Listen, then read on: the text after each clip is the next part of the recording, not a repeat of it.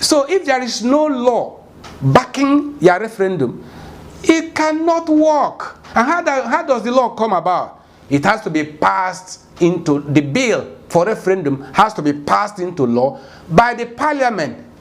And then when we ask you to enter politics and go to the parliament and move the motion, you say you don't want to participate. Then who will move the motion for you? Motion for referendum, who will move the motion for you?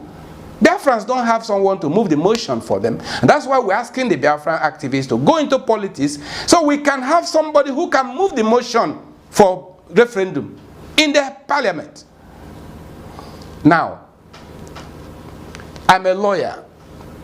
There are issues of law to be decided. Politics even is guided by rules of law. We're in court now, and there's a